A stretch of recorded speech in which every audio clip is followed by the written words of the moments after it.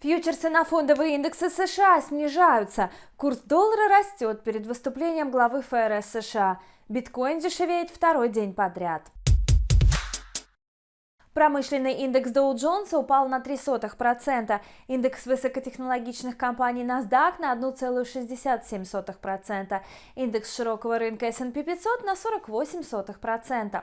Сегодня председатель ФРС Джером Пауэлл должен выступить перед Банковским комитетом Конгресса, а завтра перед Комитетом по финансовым услугам. Участники рынка надеются услышать комментарии и прогнозы Пауэлла по экономике в свете ситуации с пандемией. Укрепившиеся инфляционные ожидания и рост доходности гособлигаций США до максимального уровня за последний год влияют на динамику фондовых индексов. Сохраняются опасения относительно того, что власти ограничат поддержку экономики страны, а ФРС ужесточит денежно-кредитную политику. Доллар сегодня дорожает в ожидании выступления главы ФРС. Курс доллара по отношению к основным мировым валютам увеличился на 0,09% до отметки 90,19 пункта. Участники рынка продолжают оценивать перспективы принятия дополнительных мер поддержки экономики США. Профильный комитет Конгресса одобрил предложенный Джо Байденом план по стимулированию экономики на 1,9 триллиона долларов.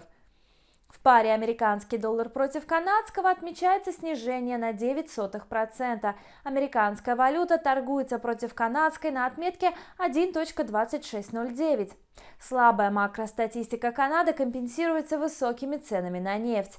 Канада существенно отстает в вопросе вакцинации. Всего 3,8% населения получили первую дозу. Поставки препарата – одна из основных проблем. По этой причине канадское правительство вложилось в европейские фабрики, дабы избежать американского запрета на экспорт. Но заводы не успевают за спросом, и власти Евросоюза заявили о предстоящем экспортном контроле, что еще больше задержит поставки препарата.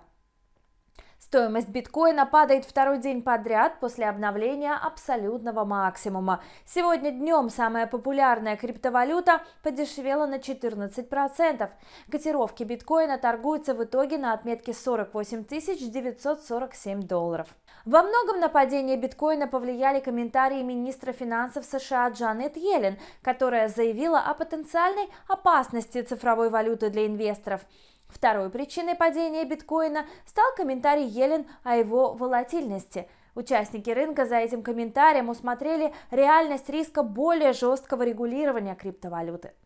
О том, как будут дальше развиваться события, вы узнаете из наших следующих выпусков новостей на канале Инста ТВ. До свидания.